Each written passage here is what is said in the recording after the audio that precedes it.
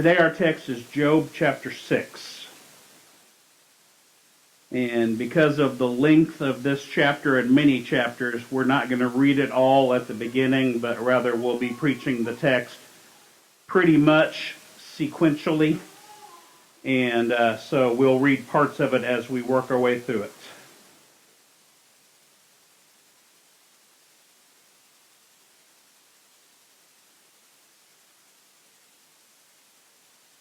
Let me go ahead and give you this first point, and then we'll get into the text. In these first few verses, Job is going to spend time confessing the poor quality of his speech. He's going to confess the poor quality of his speech.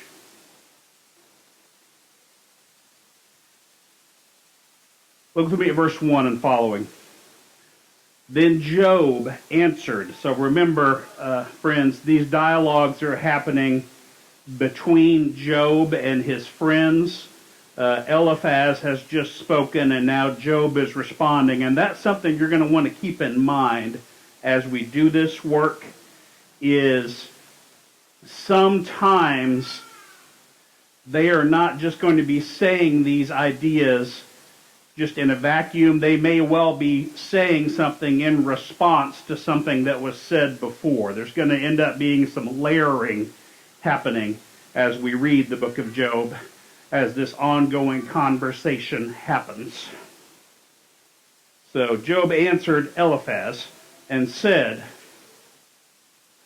"Oh, that my vexation were weighed, and all my calamity laid in the balances. For then it would be heavier than the sand of the sea. Therefore my words have been rash. For the arrows of the Almighty are in me. My spirit drinks their poison. The terrors of God are arrayed against me. Does the wild donkey bray when he has grass, or the ox low over his fodder? Can that which is tasteless be eaten without salt? Or is there any taste in the juice of the mallow? My appetite refuses to touch them. They are as food that is loathsome to me." So the most central idea in these first 7 verses is here in verse 3, where once again he says, "Therefore my words have been rash." Okay, young people, if something is rash, that means it's lacking in deliberation or lacking in caution. It's just shooting the words out without thinking carefully about them. And I wasn't aware of this verse. I wish I had been. That would have strengthened my argument a few weeks ago when I suggested a few weeks ago that I'm not even convinced that Job believes all the things that he's saying. This is a man speaking out of great pain and out of great anguish. And I think this supports the idea that Job says, no, my words have been rash. I know they have. But, he's going to say in point A, Job claims to have solid cause for his pain speech. There's a reason he's talking like this. Notice again in verse 3, he said, "Therefore my words have been rash." Okay, therefore.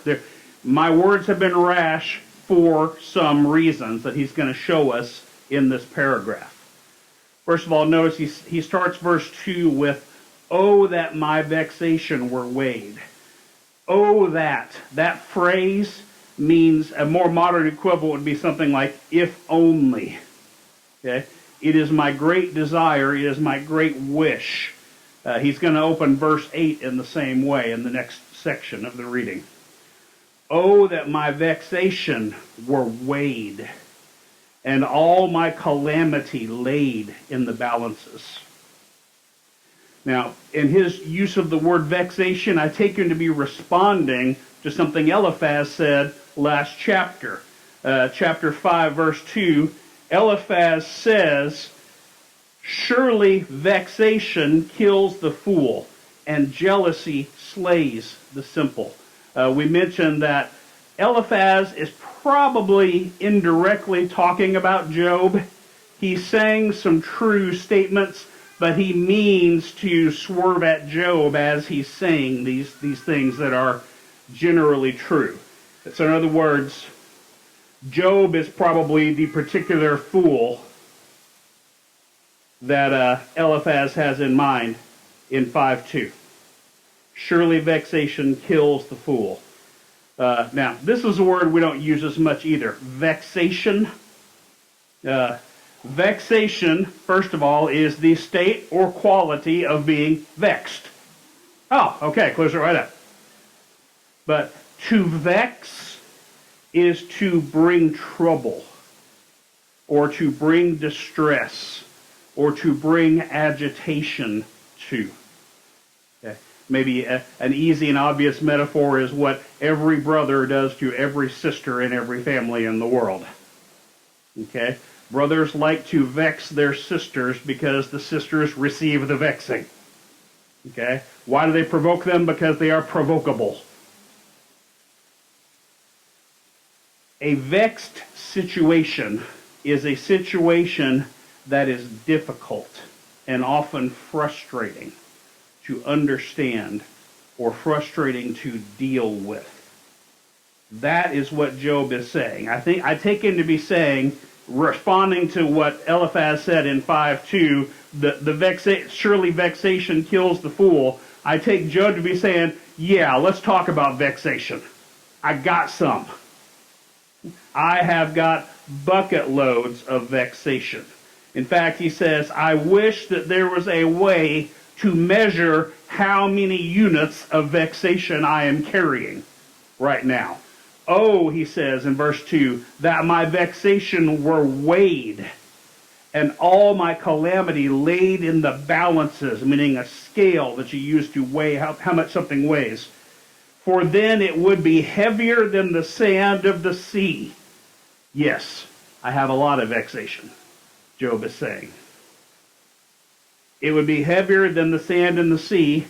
Therefore, my words have been rash, with good cause. He's going to raise another rhetorical question in verse 5. Does the wild donkey bray when he has grass, or the ox low over his fodder? In other words, when does the cat complain? When its bowl is full or when its bowl is empty? That's the idea. The ox doesn't low when it's got its fodder in front of it. It lows when it doesn't have the fodder in front of it. Job believes he has cause for his pained and rash speech. He'll take that up another notch here in letter B, because Job also feels that God is making war on him. And that is a terrible position to be in. He feels that God is making war on him. Notice the language in verse 4. For the arrows of the Almighty are in me, and my spirit drinks their poison. The terrors of God are arrayed against me. So notice this. This is not simply a complaint about his material losses or his familial losses or even the loss of his health. He says his spirit is in anguish. He is wrestling not just with physical things, but with dark spiritual realities. We see a similar arrow imagery in Psalm 38, which, man, I tell you, if the assignment for the psalmist of Psalm 38 was write as if you are Job, Psalm 38's the one. I'm just going to pull a snippet out of it, but I would recommend you may circle that in your notes and go back and read all of Psalm 38 later. If the assignment was write a psalm as if you are in Job's point of view, this is the guy. Psalm 38, verse 1, O Lord, rebuke me not in your anger, nor discipline me in your wrath. For your arrows have sunk into me, and your hand has come down on me. There is no soundness in my flesh because of your indignation. There is no health in my bones because of my sin. For my iniquities have gone over my head. Like a heavy burden, they are too heavy for me. He is suffering spiritually from what is happening to him. And he is interpreting in this moment God's actions as warfare against him. Now, let us remember, friends, we're doing poetry. Okay, we're doing long speeches from fallen humans trying to process deep truths. Job's conclusion is not correct. Okay, so what we're seeing here, and we got to think about this carefully. Remember, we have to have an extra filter up when we're doing poetic reading like this. We're going to understand what Job is saying, but then we have to ask the extra question, is he correct?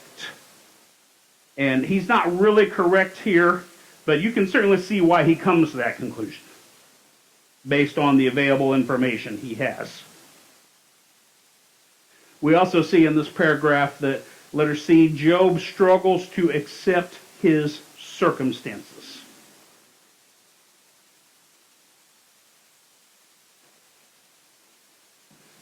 Again, he struggles to accept his circumstances. He says in verse 6, "Can that which is tasteless be eaten without salt? Or is there any taste in the juice of the mallow? My appetite refuses to touch them. They are as food that is loathsome to me." Mallow is a reference, and it's just especially gross. It's the white part of the egg, okay, but don't picture fried egg. That's not what he's saying. Mallow, the juicy part of the egg. Yummy. That's the idea. Is there any taste in the juice of the mallow? What he's saying here in these two verses is a loose equivalent of the more modern phrase, it's a bitter pill to swallow. Does that make sense? Can that which is tasteless be eaten without salt? Is there any taste in the juice of the mallow? My appetite refuses to touch them. He is saying metaphorically, how can I swallow this circumstance? In other words, how can I accept it? How can I accept what is happening to me? He finds this entire situation repulsive, and reasonably so. The man is under incredible suffering. Next major idea, number 2 in your notes.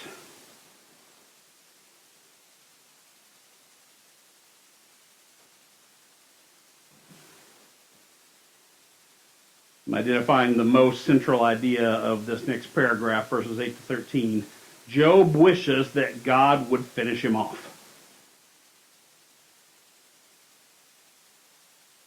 If you'll remember, when Satan was allowed to afflict Job, the first round of affliction, Satan was not allowed to touch Job himself.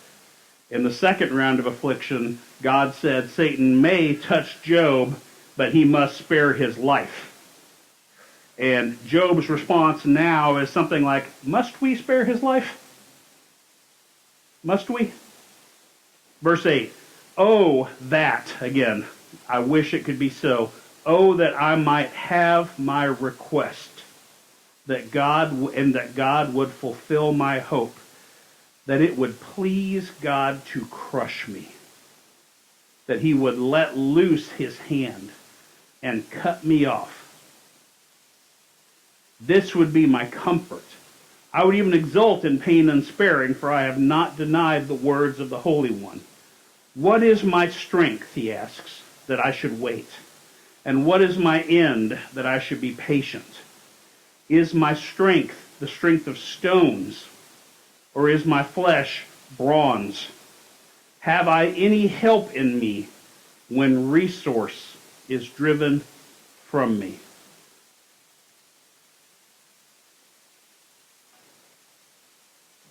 So the central idea of this paragraph is, again, verse 9, that it would please God to crush me. That's his request. He even calls it his hope. Please, God, crush me. End this. That is his desire. I'm not going to unpack all of that again because we did this work just a few weeks ago when Job expressed about 6 different ways that he would like to be dead, just a few chapters ago. So I'm not going to revisit that topic every time Job says something like this because big theme in the book. But rather, I just want to engage on this point. This is his desire.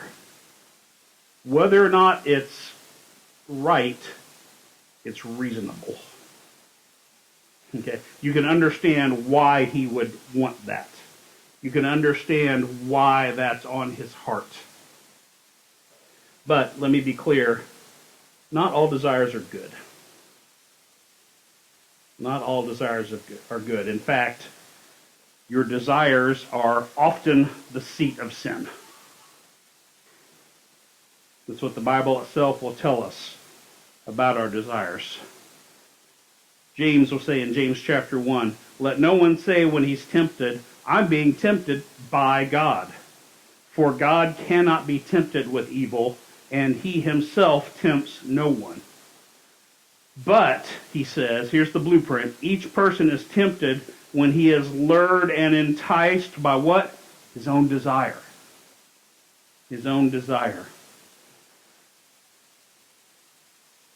Why does the bait work? Because it's attractive. Ugly bait doesn't draw you in. It needs to be your kind of bait. Something you would like. Something that would capture your fancy.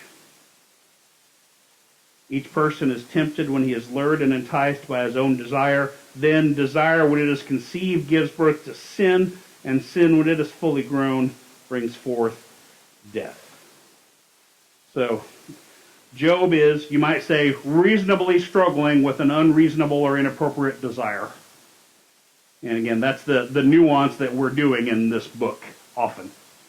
He's asking for the wrong thing. You get why he's doing it. Those kind of things are going to come up a lot. In this, he's expressing largely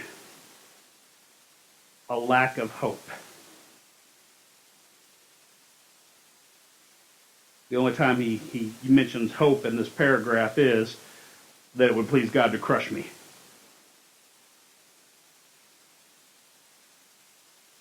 Job understands the position he's in. Letter A in your notes, Job confesses that he has no ability to help himself.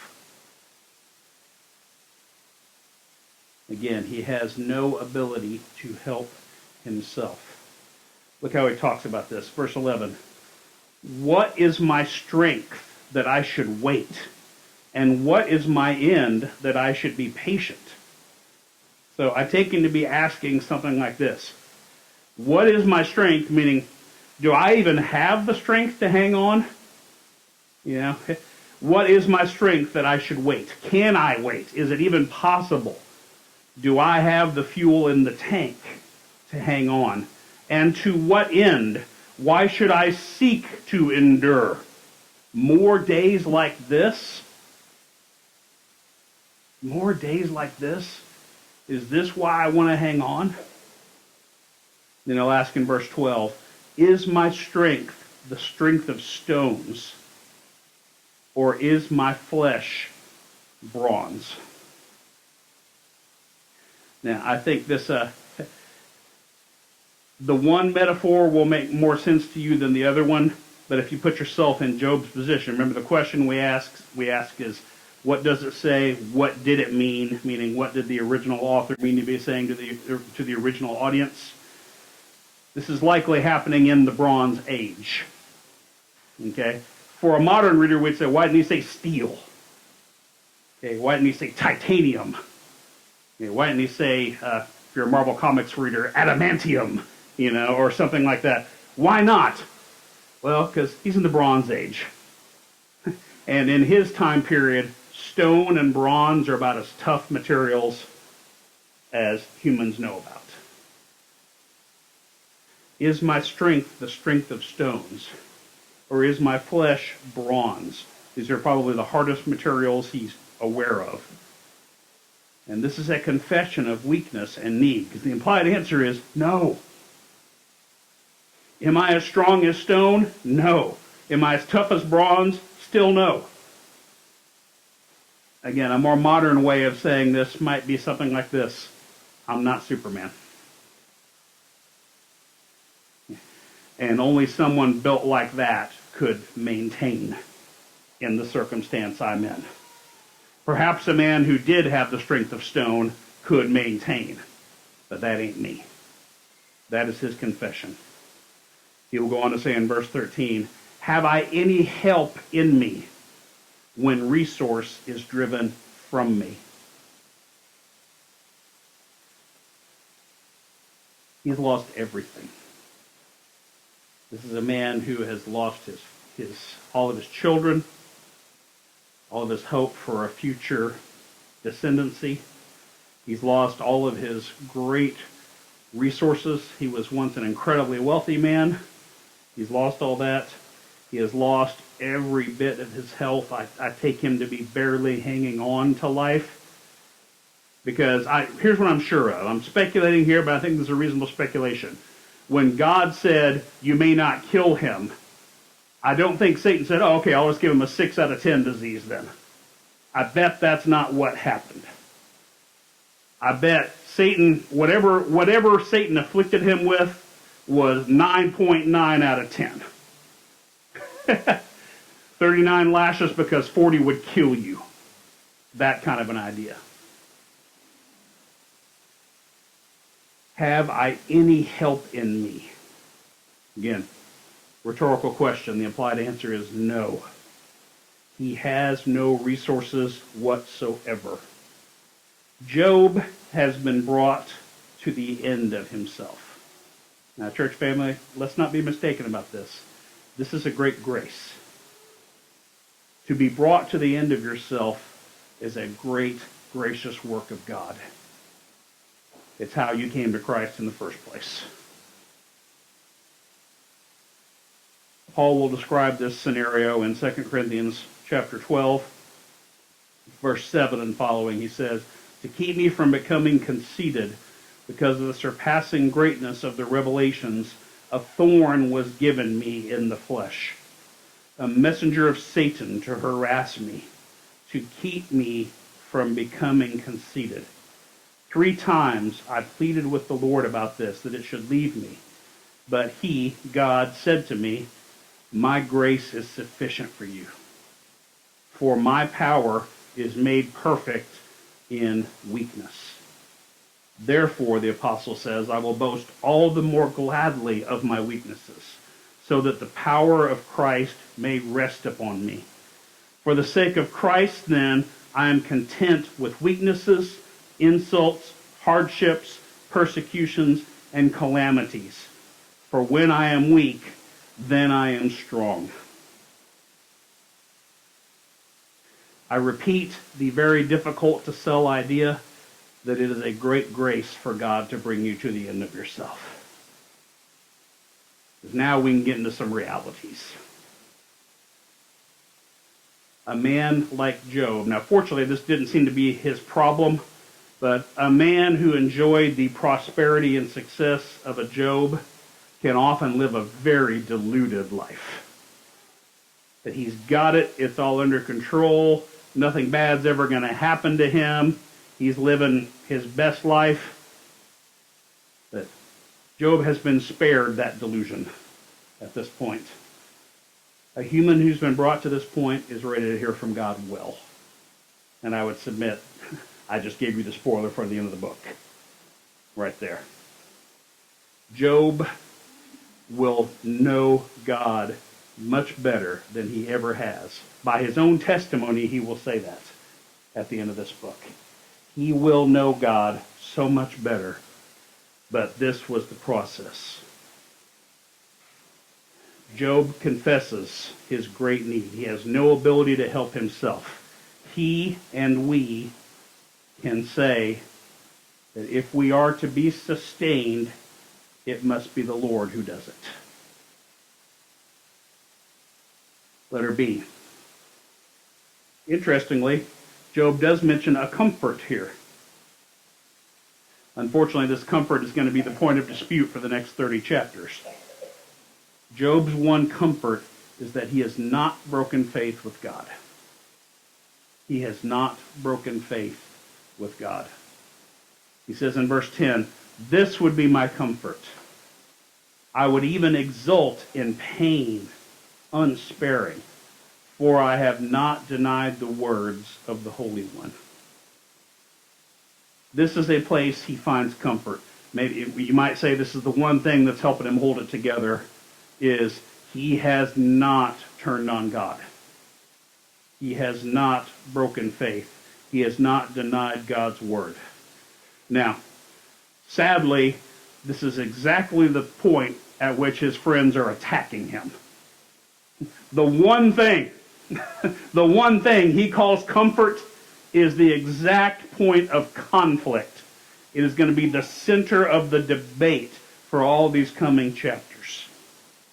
So I'm not going to say a whole lot more about that later, because the book of Job is going to say a whole lot more about that in upcoming chapters. Number 3.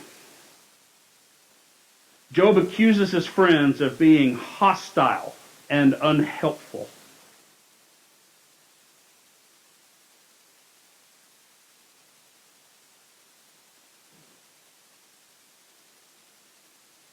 Again, he accuses them of being hostile and unhelpful. Let's read 14 to 23 together.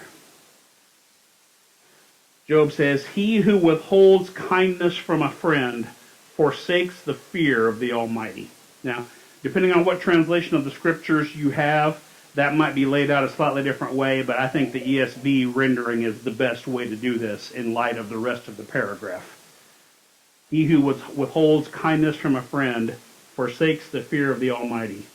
My brothers are treacherous as a torrent bed." That's quite a phrase. I'll explain that in some detail, because he uses this extended metaphor to explain that. Treacherous as a torrent bed, as torrential streams that pass away, which are dark with ice, and where the snow hides itself. When they melt, they disappear. When it is hot, they vanish from their place. The caravans turn aside from their course. They go up into the waste and perish. The caravans of Tema look. The travelers of Sheba hope. They are ashamed because they were confident. They come there and are disappointed. For you now have become nothing. You see my calamity and are afraid. Have I said, make me a gift, or from your wealth offer a bribe for me, or deliver me from the adversary's hand, or redeem me from the hand of the ruthless? So Job here begins some counter accusations. Accusations are going to fly toward him, and he's going to shoot some back. And the main accusation is again in verse 15, "My brothers are treacherous as a torrent bed."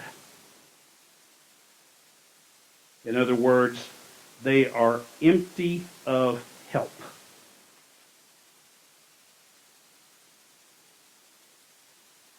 Let's look at how he develops these ideas. First, point A. Job says in verse 14 that failure to help a friend is a reflection of godlessness.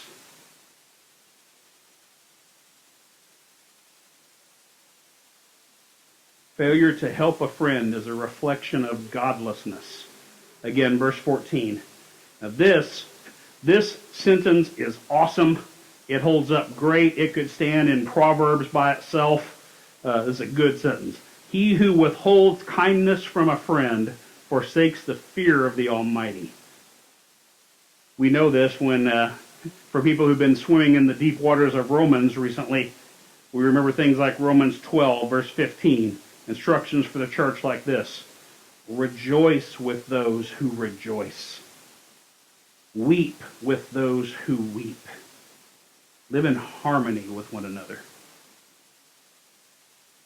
Instead, a picture Job is conjuring up is as if he is in a pool of sand, and he's drowning in it.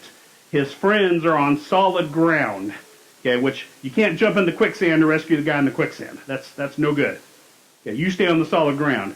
But his friends are on the solid ground, and they are standing there, and they are reaching out, and they're yelling, "Boo!" at him as he drowns. That's the idea. That is godless behavior. To boo the suffering. To boo the sinking. John will say in 1 John 3, "By this we know love, that he laid down his life for us, and we ought to lay down our lives for the brothers. But if anyone has the world's goods and sees his brother in need, yet closes his heart against him, how does God's love abide in him?" I put that emphasis there on purpose. Don't miss it. If you see your brother in need, you see your brother struggling, and you close your heart, how is God's love in you again? John says, "Little children, let us not love in word or talk, but in deed and in truth." Second, Job is going to compare his friends, letter B, to waterless trenches. Now, I will confess I spent way too much time researching this to make sure I was understanding it correctly, but I came across some really cool stuff. What this made me think of, and it turns out I was right in this, so I haven't traveled a whole lot other than missions countries, okay? Been to India, been to Nicaragua, been to Indonesia, never been to Canada, never been to Mexico, not the close places. No. It's not what we do. I don't travel like that. But the one traveling I do every year is we take a week and we go visit Monica's brother Aaron, who many of you know. He's filled this pulpit multiple times. He's in the family business. And Aaron, for many years, pastored a church in New Mexico, which was a part of the country I'd never been in. He pastored a church in Albuquerque. And so I experienced the southwestern United States for the first time doing that. And that was a great experience. But what Job's metaphor here made me think of was the arroyos that exist out there. When I was walking through Aaron's neighborhood, I would notice there were these huge trenches just right in the middle of the neighborhood, just running the length of the neighborhood, multiple huge trenches. Some of them, in fact, had actually been set in concrete, like they were like trench sidewalks almost. They were bone dry, and I remember asking him about them. I was like, "Man, we're kind of in the desert here. What are we doing? Why do we have these huge trenches?" And Aaron explained, well, a couple of things that happen.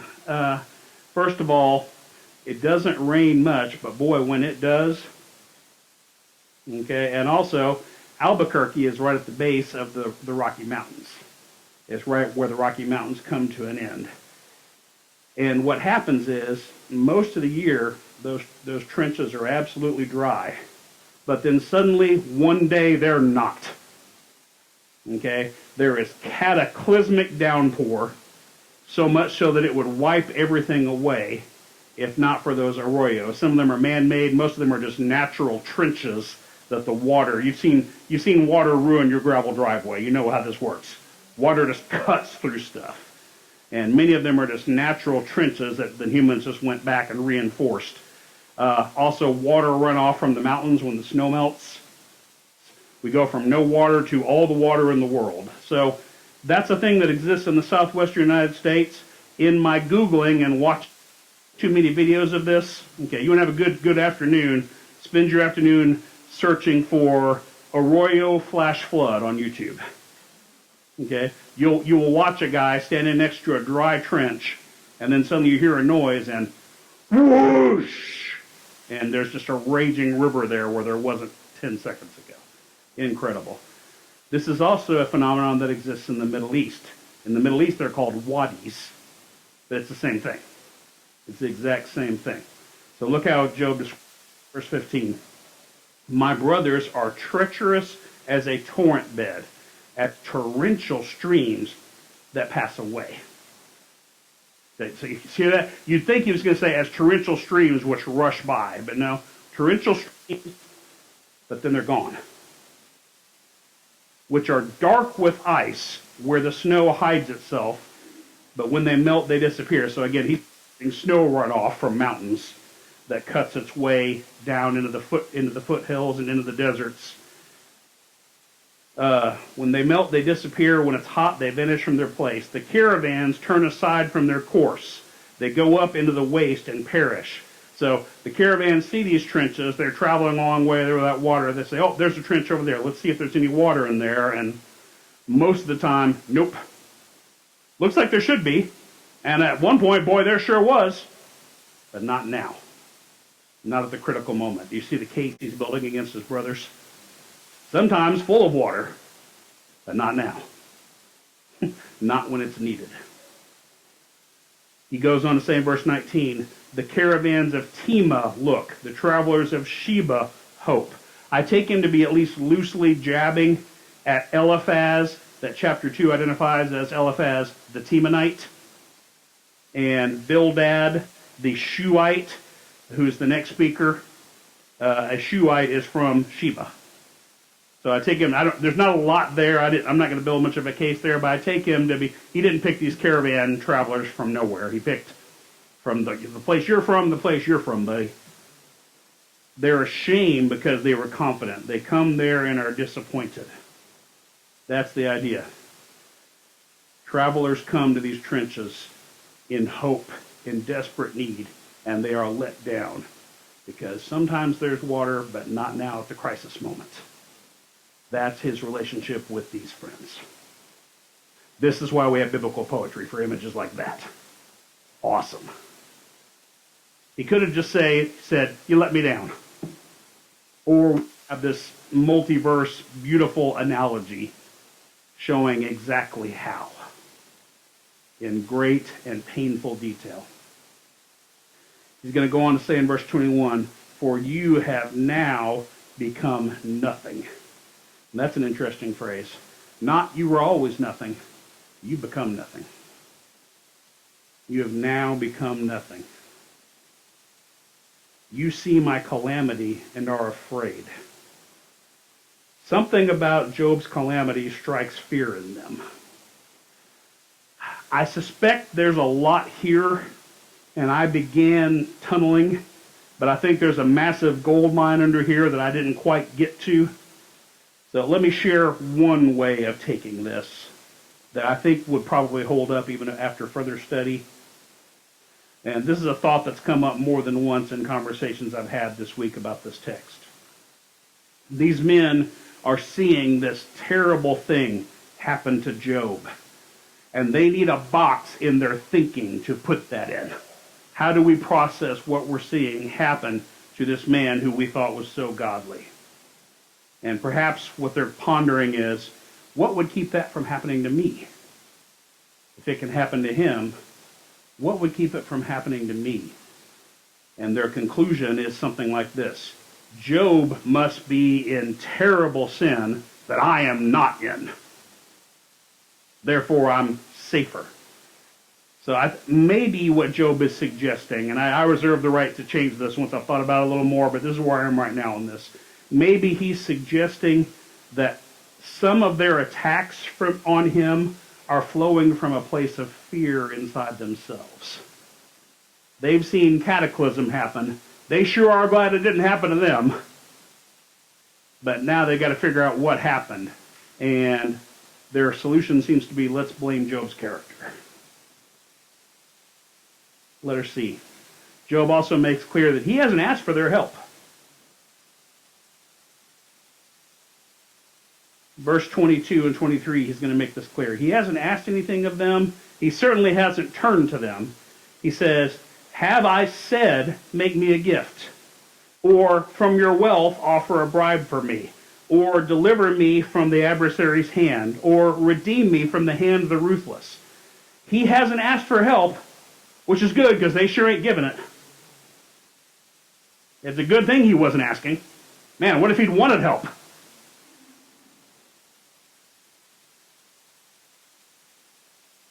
Instead, number 4, Job invites proper correction based on real concerns.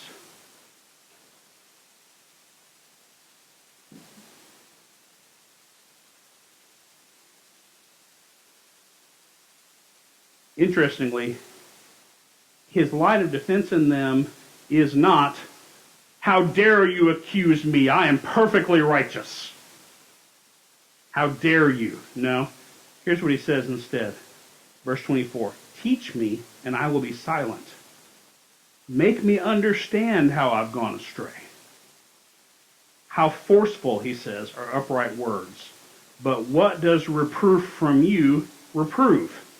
Fancy little bit of wordplay there. I'll get to that. Do you think that you can reprove words when the speech of a despairing man is wind? You would even cast lots over the fatherless and bargain over your friend. So in verse 24, he invites proper correction. Teach me, I'll be silent. Make me understand how I've gone astray. Here's what he's doing.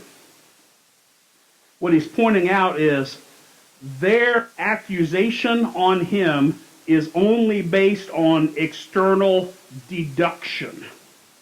Their line of thought is, God has struck you, therefore you must have done something. Rather than, we see that you've done something. You see it? They are deductively assuming that he's done something wrong because of their wooden retribution theology model that we've talked about week in and week out and will continue to. They are deducing sin in him, but they're not actually observing it. They're not seeing it. Rather than internal observation about the actual details of his conduct, they're just assuming that he is in sin against God. Which is why he asks, what does reproof from you reprove? Okay, young people, we don't use this word very often. A reproof is a correction or a criticism for a fault. Okay, here's a real simple one. Hey man, your shoe's untied. Okay, a third of the people went and looked down instantly at that moment. That's a very simple reproof. I observe that your shoe is untied. I say, hey man, your shoe is untied. That's a very, very simple, informal sort of a reproof. It's a criticism for a fault. What Job says is, what does reproof from you reprove? What in my life are you actually reproving? Other than the fact that I am suffering. Okay? Because again, they're equating suffering with poor moral character. And Job says, that's not what's happening here. I invite your reproof, but reprove something real. Let it be based on real concerns.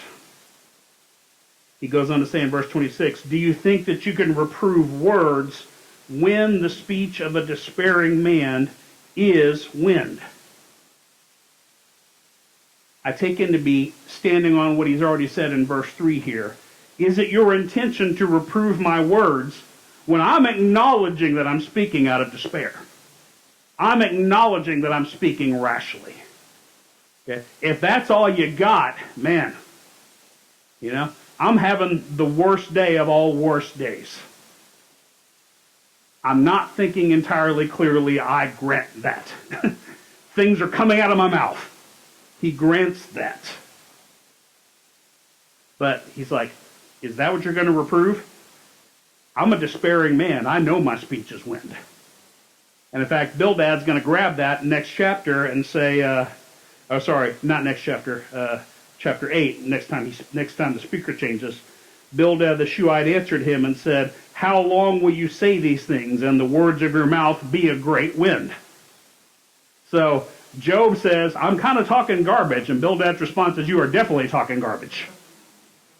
Okay, but at least that's real. Okay, that's an actual dialogue about real stuff happening. And then, bullet point, Job says his friends are behaving mercilessly toward him. Mercilessly.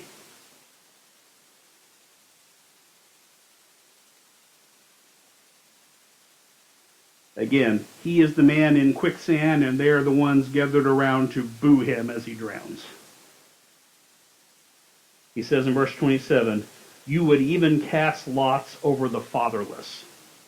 In other words, you'd gamble over orphans to take orphans into slavery is basically what he's saying.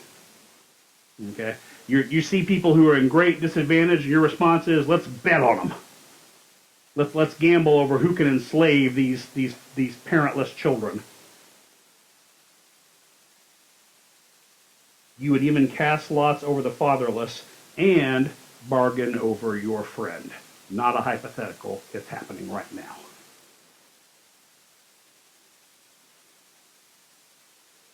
This is something like saying they're picking him apart like vultures. Another way to say it might be, you're shooting the wounded. Okay. He's taken a hit. He's gone down. He is struggling to stay alive. Your response is to send out a rescue team to kick him and speed him along on his journey to death. That's the image. Lastly, number 5, Job pleads for mercy. And by the way, you can go ahead and scratch Mark 9 off your notes. I decided earlier this morning I don't want to use it this week. I'll use it another time. So we're not using it, Ainsley. Point 5, Job pleads for mercy and compassion from his friends. He pleads for mercy and compassion. He says in verse 28, but now be pleased to look at me, for I will not lie to your face. Please turn. Let no injustice be done. Turn now. My vindication is at stake. Is there any injustice on my tongue? Cannot my palate discern the cause of calamity? So in verse 28, he wants them to look at him. Be pleased to look at me. Look me in the eye. I'm not going to lie to you. Okay, I take him to be saying something like, man, you know me. You've known me for a long time. There are people in this room I've known 5 years, 10 years, 15 years, 20 years. You know me. I'm not going to lie to your face. And then he says, in verse 29, he uses the word turn twice. Please turn. Let no injustice be done. Turn now. My vindication is at stake. This word turn, that's one way to do it. I wish the ESV had done something different with it. A more helpful word to communicate what he's saying is relent. Okay, and turn is a synonym for that, but relent. Ease off. Must you press like this? Please, turn. Turn now. Let no injustice be done. I take it to mean, don't be unjust to me. And then he says, my vindication is at stake. In other words, his personal righteousness, his reputation is what's on the chopping block. Could you slow down a little bit? Is what I hear him say. You know, just relent a little bit. Tap the brakes. Maybe don't stomp on my head quite as hard while I'm in the quicksand. Job needs help. He needs friends. And he will spend many, many verses of these chapters lamenting how alone he is in the presence of his friends, because they're not there to be helpful. They're there to do something else. I'm heartbroken for him when he says things like he does in Job 19. All my intimate friends abhor me, and those whom I love have turned against me. My bones stick to my skin and to my flesh, and I have escaped by the skin of my teeth. Have mercy on me. Have mercy on me. Now listen, this is not a cry to God. Have mercy on me. Have mercy on me, O you, my friends. For the hand of God has touched me. Why do you, like God, remember, he thinks God's at war with him. Why do you, like God, pursue me? Why are you not satisfied with my flesh? Look what's already been done to me. Look at the beating I've taken. Why must you insist on further beatings? My heart breaks for him about this. And church family, let us be very, very careful. The church is not a club for perfect, righteous people to stand around and high-five each other. The church is a hospital for those sick with sin, those struggling to stay alive, those who in some cases have been grievously wounded. How will we respond to our wounded brothers and sisters in that moment? Churches have a bad reputation for shooting their wounded. What if we weren't like that?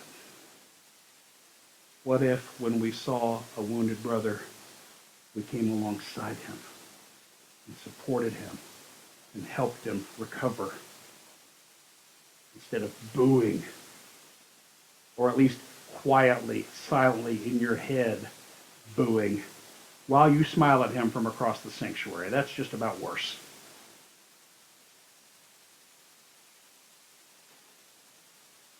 Job is asking his friends for compassion.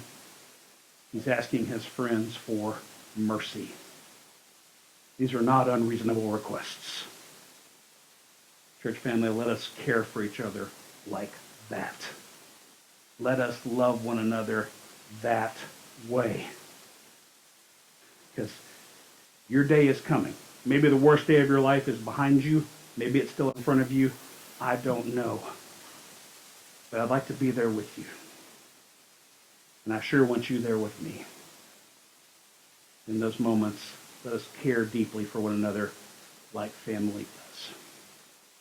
Father, we thank you for the beauty of your church.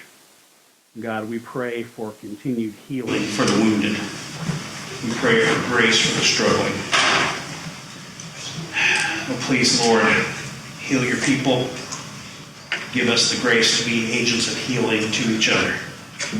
May we love you and serve you and glorify you in all of our church's doings. In Christ's name.